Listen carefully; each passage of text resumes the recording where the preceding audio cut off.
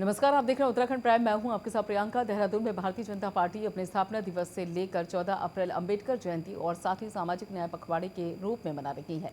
वहीं इस दौरान पार्टी ने सभी मोर्चों पर कार्यकर्ताओं को अलग अलग सेवा के कार्य सौंप दिए हैं और इस संबंध में बीजेपी प्रदेश महामंत्री खिलेंद्र चौधरी ने जानकारी देते हुए बताया कि जैसे पार्टी के स्थापना दिवस का कार्यक्रम 6 अप्रैल को बूथ स्तर तक मनाया गया, साथ ही इस पखवाड़े के दौरान युवा मोर्चा को रक्तदान शिविर लगाकर सेवा करने की जिम्मेदारी दी गई।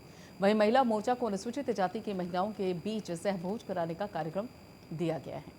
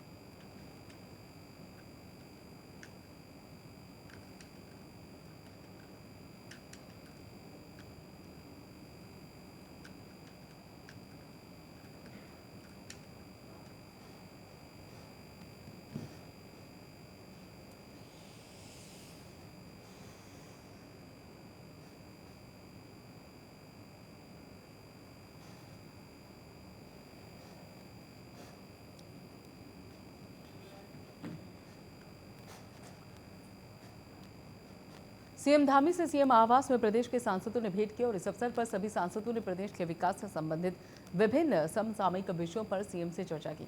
इस अवसर पर सांसद और केंद्रीय राज्य मंत्री अजय भट्ट, रमेश पोखरियाल निशंक और तीरथ सिंह रावत, सांसद अजय टमटा और नरेश बंसल और साथ ही कल्पना सैनी के साथ ही बीजेपी प्रदेश प्रभारी दुष्यंत कुमार गौतम, बीजेपी प्रदेश अध्यक्ष महेंद्र भट्ट भी उपस्थित रहे।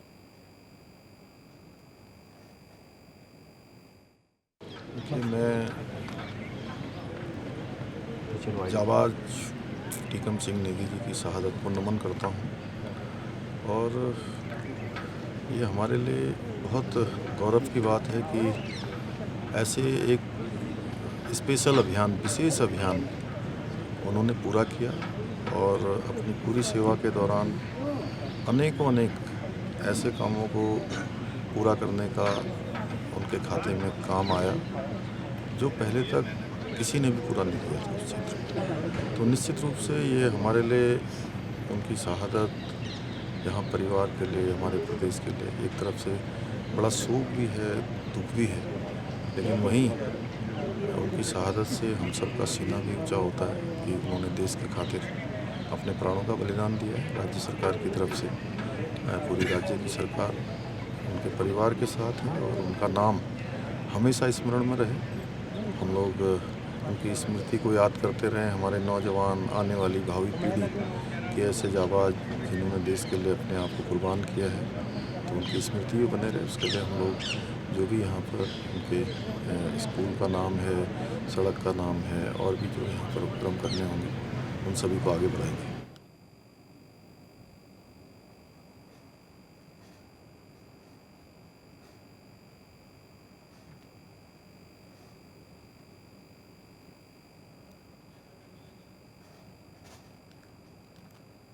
मुख्यमंत्री पुष्कर सिंह धामी ने मसूरी में मिलेट्स 2023 में क्षमता और अवसर राष्ट्रीय सम्मेलन का शुभारंभ किया। इस दौरान सीएम धामी ने कहा कि इस कॉन्फ्रेंस में विशेषज्ञों द्वारा जो मंथन किया जाएगा, अंतर्राष्ट्रीय मिलेट वर्ष के सफल बनाने में ये कारगर सिद्ध होगा। मुख्यमंत्री ने कहा कि एक ओर मिलेट्स किसानों के लिए अपने कम लागत क्षमता के कारण उपयोगी है और वहीं ये पोषक तत्वों में भरपूर होने के कारण आज के बदलते परिवेश में हम सबके लिए भी अति आवश्यक है। इस तरह के आयोजनों से न केवल मिलेट्स के प्रचार प्रसार में सहायता मिलेगी, बल्कि इनसे उत्तराखंड में मोटे अनाज की खेती को भी बढ़ावा मिलेगा। मुख्यमंत्री ने कहा कि हमारे लिए बड़े गर्व का विषय है कि भारत के प्रस्ताव और गंभीर प्रयासों के बाद ही संयुक्त राष्ट्र ने 2023 को अंतर्राष्ट्रीय मिलेट्स वर्ष घोषित किया है।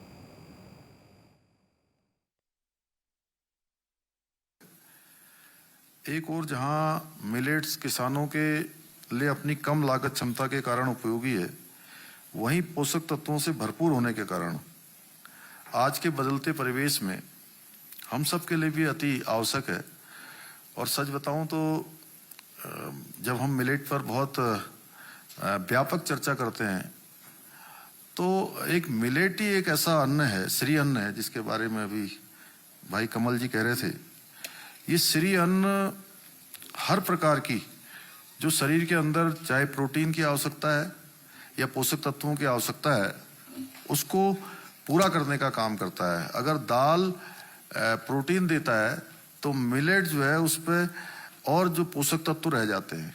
बहुत सारे ऐसे भी देश, ऐसे भी स्थान हैं जहाँ पर लोग केवल वेजिटेरियन खाना खाते हैं और वो वेजिटेरियन खाने में जितने प्रकार के भी पोषक तत्वों की जरूरत होती है उसको अगर कोई पूरा कर सकता है तो मिलेट्स ही पूरा कर सकता है। इसलिए मिलेट्स हमारे लिए कितना महत्वपूर्ण है, हम सब इसकी महत्ता को ठीक प्रकार से अब समझ पा रहे हैं। जब से ये नए रूप में, वैसे तो ये हमारी परंपरागत रूप से खेती भी रही है, परंपरागत रूप से, और विशेषकर से उत्तराखंड में तो ये रहा ही है। आज के आयोजन से न केवल मिलेट्स के जो प्रचार प्रसार हैं वो तेजी से बढ़ेगा, और वैसे हम लोगों ने पिछले दिनों भी एक बड़ा कार्यक्रम देहरादून में किया था जिसमें बहुत सारे समाज के अलग अलग वर्गों से सभी लोगों को आमंत्रित किया।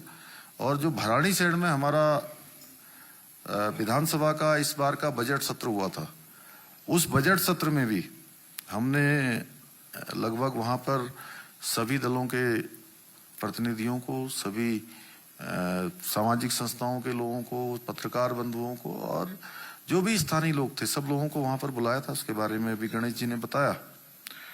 तो ये निश्चित रूप से मैं कह सकता हूँ कि ये जो आयोजन है आज का, ये अत्यंत महत्वपूर्ण हो जाता है कि जब हमारा देश इसको मिलेट वर्ष के रूप में मना रहा है। भाइयों बहनों, आज ये गर्व का विषय है कि भारत के जो प्रस्ताव हैं उस पर भी आज पूरी दुनिया गंभीरता से प्रयास कर रही है, इसीलिए मिलेट वर्ष घोषित हुआ है। एक कालखंड वह भी था, अगर हम थोड़ा पहले चले जाएं, 2014 से पहले की बात करें तो भारत वैश्विक मंचों पर अपनी बात भी ठीक प्रकार से नहीं कर पाता था, अपने हितों की बात भी नहीं कर सकता था। आज दुनिया के अंदर कोई भी घटना घटित होती है तो पूरी दुनिया भारत के रुख का इंतजार करती है कि आखिर भारत किस प्रकार का निर्णय लेने वाला है, भारत का रुख क्या होने वाला है, भारत की सरकार क्या करने वाली है, भारत का आम बजट कैसा आने वाला है, उस पर भी पूरी दुनिया की निगाह टिकी रहती है। ये नया भारत है और ऐसा भारत जो आने वाले समय में कहीं ना कहीं जिसकी हम कल्पना कर रहे हैं कि देखिए, अभी कमल जी बता रहे थे कि मोदी जी ने इस कोरोना महामारी में जहां पूरी दुनिया, निराशा का एक वातावरण पूरी दुनिया के अंदर निर्मित हुआ, उसमें भी एक आशा की किरण ये नए नए रूपों में, मिलेट वर्ष के रूप में, अन्य रूपों में, और जहां पूरी दुनिया की जो अर्थव्यवस्था है वो पूरी तरह से चरमरा गई, लड़खड़ा गई। अभी हम सौभाग्यशाली हैं कि हमारे राज्य को भी जो G20 की बैठक, पूरे इसकी अध्यक्षता भारत कर रहा है, पूरे देश के अंदर हो रही है। पहले के समय में इस प्रकार की जो बैठकें होती थी, इस प्रकार के कार्यक्रम होते थे, वो दिल्ली, बंबई या बड़े बड़े शहरों में आयोजित होते थे और लोग आते थे देश दुनिया से, वापस चले जाते थे। इस बार पहली बार हो रहा है कि G20 की जितनी भी सम्मेलन हो रहे हैं वो सारे सम्मेलन छोटे से छोटे स्थानों पर हो रहे हैं। और अभी हमारे यहाँ भी 3 बैठकें होनी है, जिसमें से एक बैठक हो चुकी है। रामनगर में बहुत शानदार बैठक हुई और मैं स्वयं उसमें गया, मेरी तरफ से भी सभी आए हुए प्रतिनिधियों को भोज दिया गया और उसमें एक देश के लोग नहीं पहुंचे थे वहां, अर्जेंटीना के। तो मैंने पूछा कि अर्जेंटीना के लोग क्यों नहीं आए, तो बोले कि साहब कोरोना महामारी के बाद यहाँ की अर्थव्यवस्था खराब हो गई, इसलिए वो नहीं आ पाए, आने जाने में इतना नहीं वो कर पा रहे थे, इसलिए नहीं पहुंचे। आप सोचिए कि जब अर्जेंटीना जैसे देश और भी दुनिया के देश जूझ रहे हैं, ऐसे समय में जो हमारे यहाँ उधर उत्तराखंड के सीमांत गांवों को निखारने के लिए प्रयास जारी है और इसके लिए कई कदम उठाए जा रहे हैं। आने वाले दिनों में चीन और नेपाल की सीमा से सटे उत्तराखंड के गांव की न केवल तस्वीर बदलेगी बल्कि वहां से पलायन पर भी अंकुश लग सकेगा। केंद्र सरकार का वाइब्रेंट विलेज प्रोग्राम इसकी राह सुगम बनाएगा और इसके क्रियान्वयन के लिए सरकार कार्य योजना तैयार कर रही है। इसके तहत कई विकास कार्य कराए जाएंगे जिससे वहां के लोगों को काफी फायदा पहुंचेगा और इसमें सीमांत गांव में पानी, बिजली, सड़क, शिक्षा, स्वास्थ्य, संचार जैसे मूलभूत सुविधाओं के विस्तार और आजीविका विकास पर मुख्य रूप से जोर दिया गया है। हालांकि सीमांत गांव के लिए केंद्र और राज्य सरकार की ओर से सीमांत क्षेत्र विकास कार्यक्रम चल रहे हैं, लेकिन नई योजना से अब इसमें तेजी आएगी। उत्तराखंड के सीमांत गांव में अब तक 51 गांवों का चिन्हितीकरण किया गया है।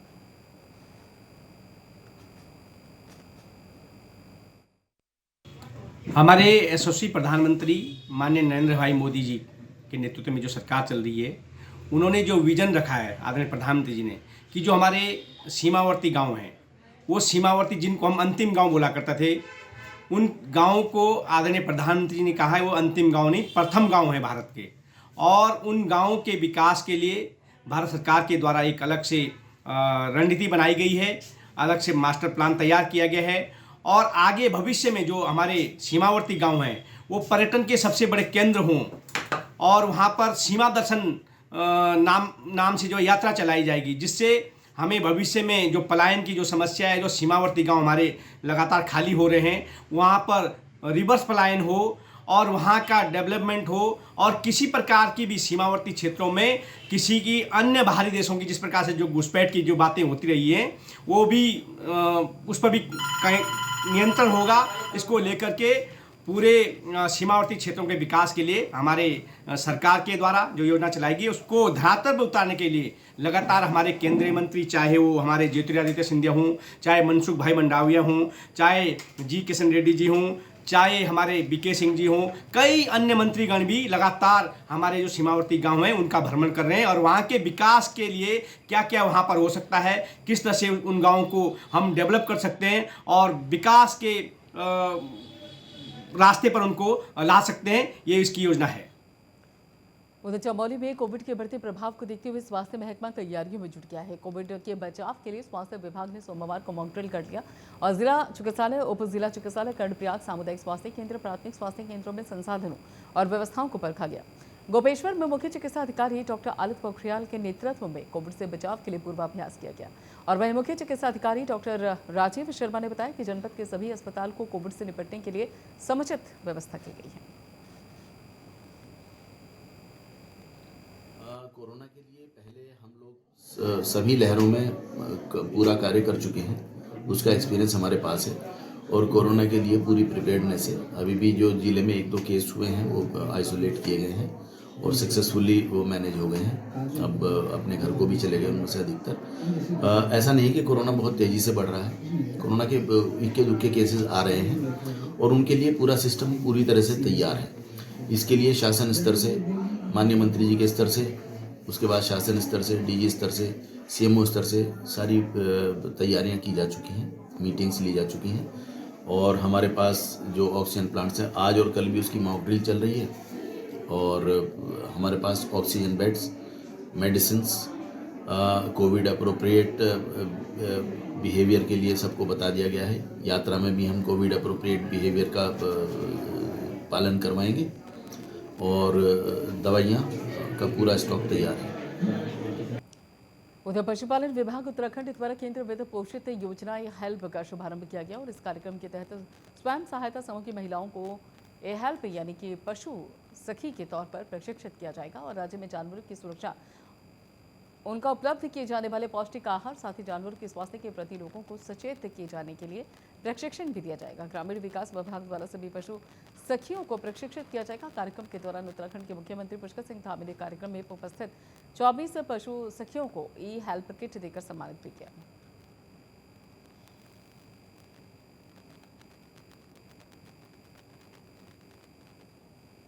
और लोगों के जो उत्पाद हैं, उन उत्पादों को बाजार भी अब उपलब्ध हो रहा है और मैं समझता हूं कि जो हमारे सभी मंडियों के अध्यक्ष, सभी राज्यों के हमारे जो प्रतिनिधिगण आए हैं, वो कई बार एक राज्य से दूसरे राज्य में खरीदने पर अगर सीधे सीधे हम इसकी व्यवस्था बनाएं, इस पर मंथन करें, तो बहुत आसान काम आगे के लिए हमारे किसानों के लिए भी हो जाएगा और राज्यों को भी जो अनावश्यक रूप से चीज़ों को वहन करना पड़ता है उससे भी हमको छुटकारा मिलेगा।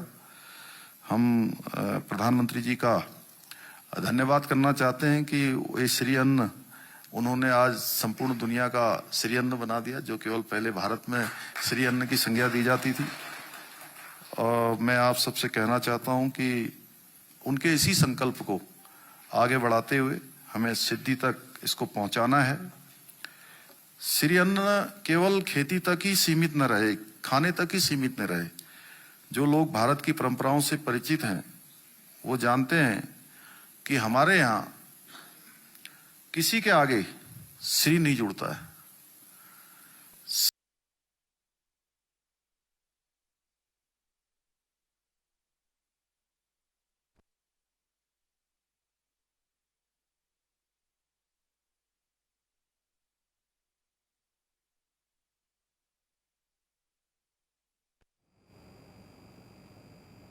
उधर प्रदेश के परिवहन मंत्री चंदन लाल दास ने आगामी चारधाम यात्रा को सुचारू रूप से चलाने के उद्देश्य के संबंध में अधिकारियों के साथ परिवहन मुख्यालय देहरादून में समीक्षा बैठक की। साथ ही यात्रा के दौरान यात्रियों को किसी भी प्रकार की परेशानियों का सामना न करना पड़े, इसके लिए भी आवश्यक दिशा निर्देश दिए। बैठक के बाद मीडिया से रूबरू होते हुए परिवहन मंत्री ने बताया कि इस बार होने वाली यात्रा के लिए परिवहन विभाग पूरी तरीके से तैयार है और यात्रियों की सुविधा के लिए बड़ी मात्रा में बसों का इंतजाम भी किया जा चुका है। यात्रियों को किसी भी प्रकार की असुविधा न झेलनी पड़े, इसको लेकर भी पुख्ता इंतजाम किए गए।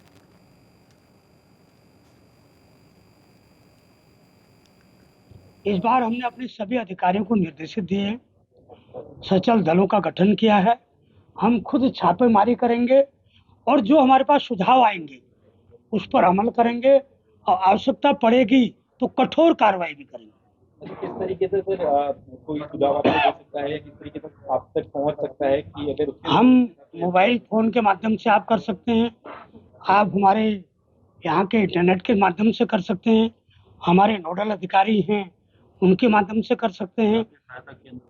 यहाँ सहायता केंद्र भी हमने खोल रखा, उसके माध्यम से भी कर सकते हैं। आवश्यकता पड़े तो मुझसे भी सीधे बात कर सकते हैं।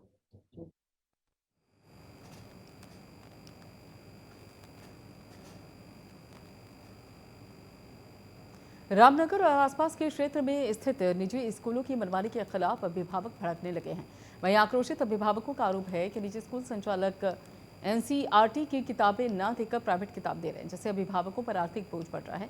तो वहीं पर स्कूल संचालक सरकार के नियमों की धज्जियां उड़ा रहे हैं। निजी स्कूल संचालकों की मनमानी के खिलाफ कई अभिभावकों ने खंड शिक्षा अधिकारी के कार्यालय रामनगर पहुंचे और जहां उन्होंने धरना प्रदर्शन करते हुए निजी स्कूल संचालकों को गुंडागर्दी करने के साथ ही कई गंभीर आरोप भी लगाए।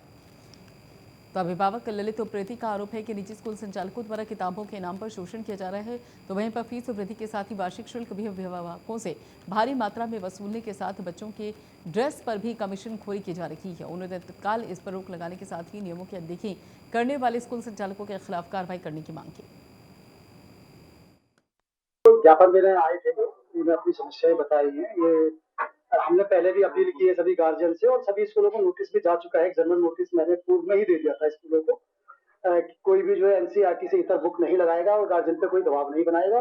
और हमने गार्जियन से भी अपील कर दी थी कि यदि एनसीईआरटी के इतर कोई स्कूल दबाव बनाता है किसी रेफरेंस बुक को क्रय कराने का जिसका मूल्य जो एनसीईआरटी की किताबों से अधिक हो तो उसको कदापि न खरीदें और जो है हमारे कार्यालयों को शिकायत कर दें, मौखिक या लिखित, और उनका नाम भी गुप्त रखा जाएगा। ये पहले न्यूज चैनल को भी मैं बता चुका था कि जरा आप लोग इसको चला दीजिए और किसी भी दशा में हमारे अभिभावक को परेशान नहीं होने दिया जाएगा। और अभिभावकों से भी मेरी ये अपील है कि वो किसी भी दशा में रेफरेंस बुक को जिसका मूल्य अधिक है कदापि न खरीदें और कोई इसको दबाव बनाता है तो मेरा पर्सनल नंबर पे भी वो सीधा कॉल कर सकते हैं। जैसे हम लोग देख रहे हैं 2023 और 24 में जो प्राइवेट स्कूलों हैं जो एनसीईआरटी की किताब की बजाय प्राइवेट पब्लिकेशन की किताबें लगवा रहे हैं और हम देख रहे हैं कि जबरदस्ती उन किताबों का जो दाम है वो 300 रुपए, 400, 500, 600 रुपए है और 4-4, 5-5 किताबें लगवा रहे हैं और एनसीईआरटी की 2 और 3 किताबें लगा रही हैं। तो हमारा विरोध इस बात का है कि जब सरकार एक तरफ कह रही है कि एनसीईआरटी की किताब लगाइए और दूसरी तरफ सरकार इस बात को कह रही है कि हम लोग लगातार जो है बच्चे का बस्ता कम करना चाह रहे हैं, उसके बोझ कम करना चाह रहे हैं और देख रहे हैं कि जो निजी स्कूल है उनकी मनमर्जी चल रही है, उनकी गुंडागर्दी चल रही है। वो लोग जो है एक बच्चे का जो 1 में पढ़ने वाला है उसके बच्चे का बस्ता जो है 10-10 किलो का है। तो ये हमारी आपत्ति है। जो सरकार की गाइडलाइन बनी है उन पर निजी स्कूल जाएं, इसलिए हम जो है खंड शिक्षा अधिकारी के पास आए हैं और अगर हमने यहाँ पर एक सांकेतिक धरना दिया है और हमारी डिमांड है कि जितनी भी प्राइवेट पब्लिकेशन की किताबें हैं वो बंद होनी चाहिए, एनसीईआरटी की किताब ही स्कूल में लगनी चाहिए।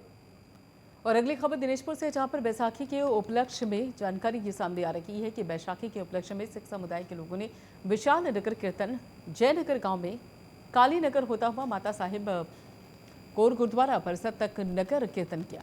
वहीं माता साहिब कौर गुरुद्वारा परिसर में 3 दिवसीय कार्यक्रम आयोजित किया जा रहा है, जिसमें बड़ी संख्या में श्रद्धालु पहुंचे और 3 दिनों तक कथा कीर्तन, विशाल भंडारा और मेले का आयोजन किया गया। इस मौके पर बलजीत सिंह ने बताया कि गतका सिख युद्ध कला है, जो कि पारंपरिक रूप से सिखों को गुरु गोविंद सिंह से पूर्व भी अन्य गुरुओं ने सिखाई थी और उसी का प्रदर्शन इस नगर कीर्तन के माध्यम से किया गया। दिनेशपुर के पूर्व चेयरमैन काबल सिंह ने बताया कि नगर कीर्तन में सभी धर्म जाति समुदाय के लोग शामिल हुए और इसमें सभी राजनीतिक दलों, सामाजिक संस्थाओं और सामाजिक कार्यकर्ताओं के साथ ही क्षेत्र के सभी श्रद्धालु भी शामिल हुए हैं।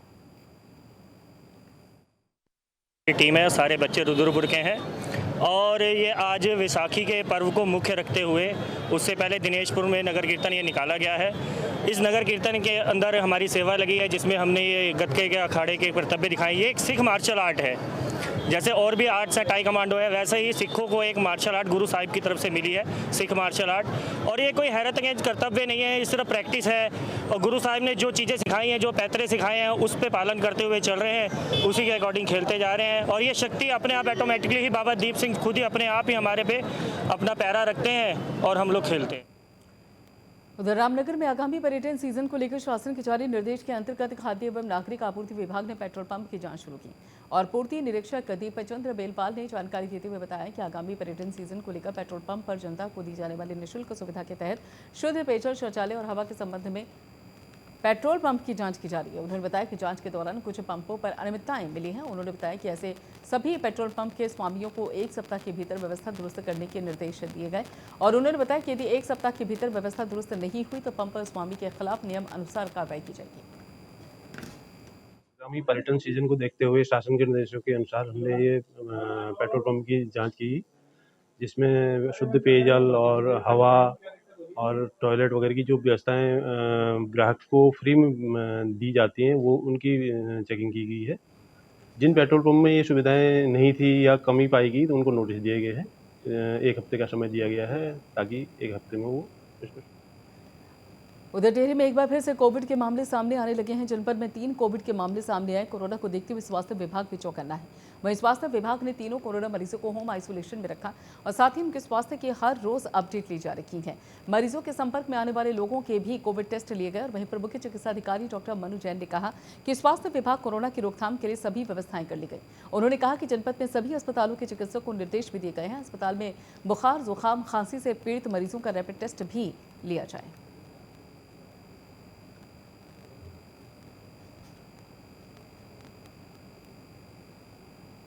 उधर लोकसभा चुनाव की तैयारियों में बीजेपी अपनी शक्ति को जुटाने में लग गई है और बीजेपी ने सक्रियता के साथ ही कमजोर बूथ के सशक्तिकरण के अभियान के लिए अपने कार्यकर्ताओं से कह दिया गया है।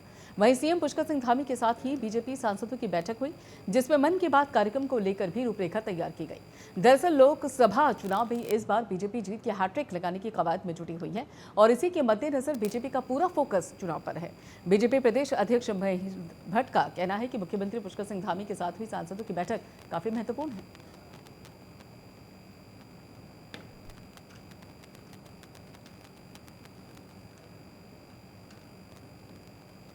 चलिए फिलहाल लेते हैं, बाकी खबरों के लिए आप जुड़े रहिए प्राइम न्यूज़ के साथ।